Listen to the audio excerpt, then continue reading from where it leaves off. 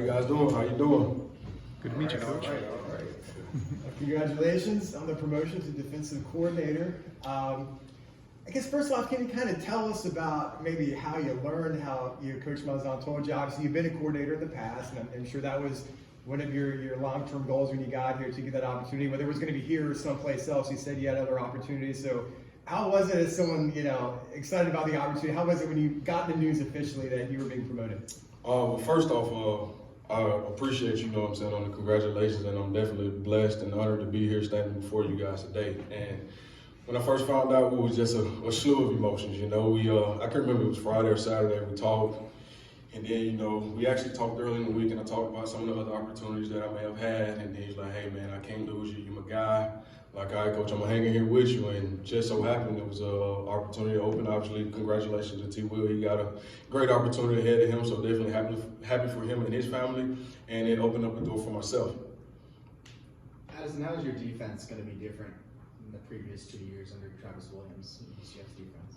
Well, going into the bowl game, we got 9 days before we play a game, so there's not going to be any wholesale changes, but something that I have talked to the guys a lot about, that I'm going to be a stickler about over these next 9 days, is discipline and accountability.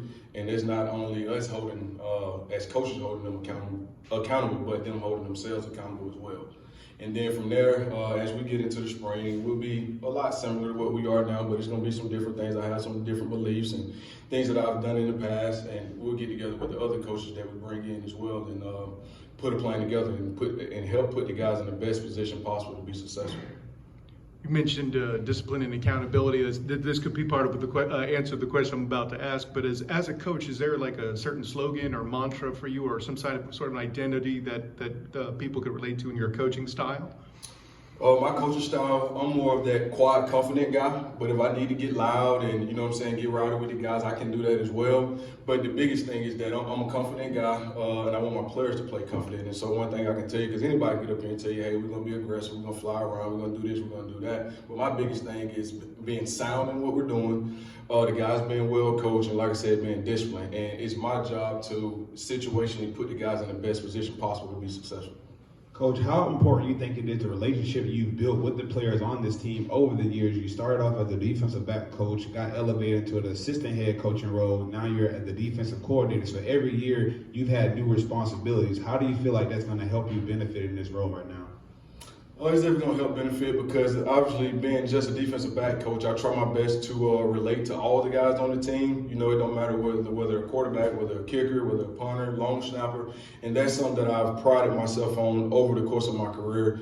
And so just building those relationships throughout the building allows my job to be that much easier, because, and I said the other day when I told the team, after Coach told the team, that, from the reaction that they gave, I feel like they understand that I do have their best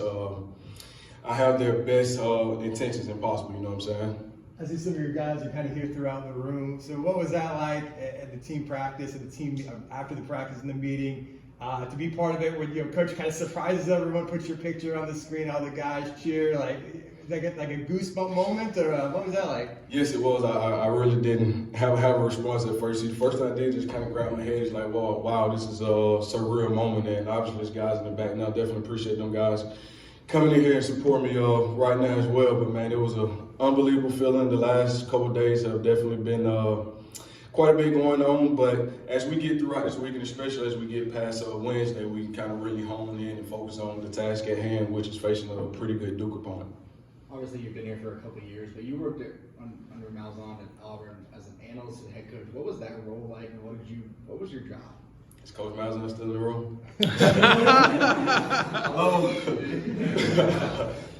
It was tough, you know what I'm saying? It was long hours, but it was definitely enlightening. And I know Coach alluded to it earlier. I was at an FCS school, Furman University, and I had just got promoted to defensive coordinator. And what happened there was I had been talking to Coach Malzahn, I had not told my head coach. And so we practiced in the morning. So after practice on a Friday, and I was actually getting married on that Saturday. So he told the team, and I was like, oh Lord, I called my wife as soon as I felt like I had to go talk to him. So I went up to his office, and we kind of talked about it, and he was like, obviously, let me know on the front end, but I did not know how serious Coach Malzahn was about it initially. And so I talked to the coach about it, and then I talked to Coach Malzahn. I'm like, well, Coach, I just got an opportunity to call plays at a quality FCS school, and they actually make the playoffs this year, so they're still doing a good job.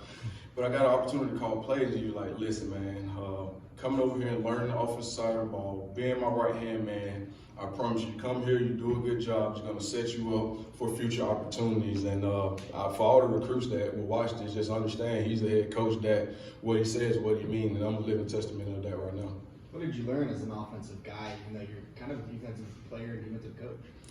Oh, the biggest thing for me was, and it wasn't necessarily the game day stuff, but it was more so the intricacies throughout the week and seeing how offensive guys prepare. Because it may be something that we're looking at as a defense and we say, oh, they're doing this because of that, but it's something that's totally different. You could be so far off on what the reason that they're actually doing it. So just sitting in the meeting with them as those guys were game planning and understanding the whys and whys and whys they do this, I believe that was the biggest benefit that I had.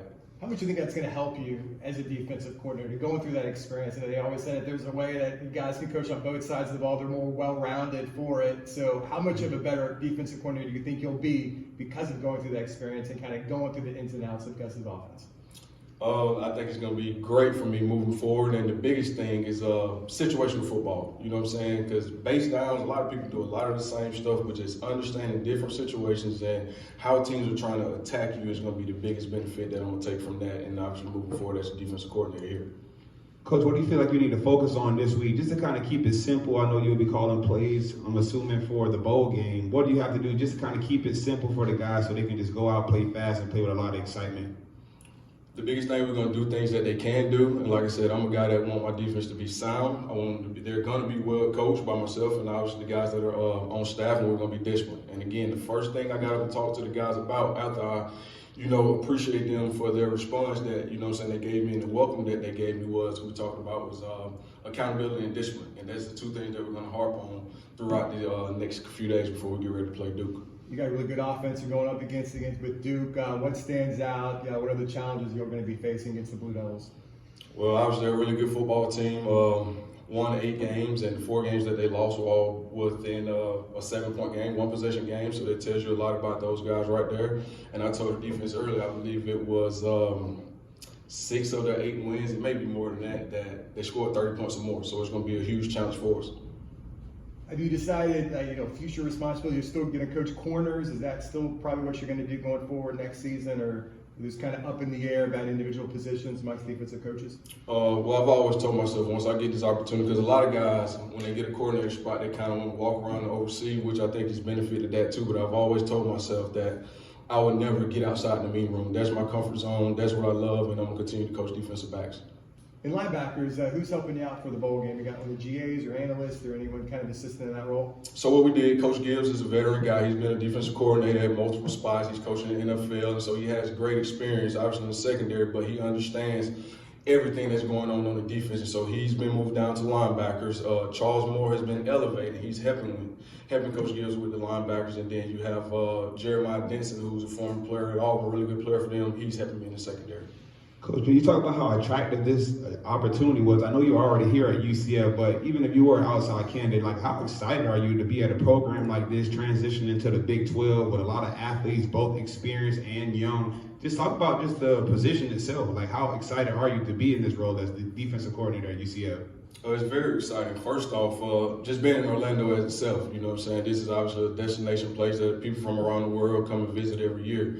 And just having the opportunity to live in a place like this, coach the guys that we are coaching is just an unbelievable opportunity, man. We got really, really good guys, and a lot of times you think, hey, going to Florida, it may be this, you may deal with this problem or that problem. That's not true. That's definitely a myth. We got awesome guys here, and definitely excited to have my impact grow on this team. As being a defensive coordinator, it's one thing to coach the defensive backs and have an impact on them and have a little impact on other guys. But being a defensive coordinator, my influence and just my way of doing things, I think can pass over to a lot more people, and I think it'll be beneficial for everybody involved.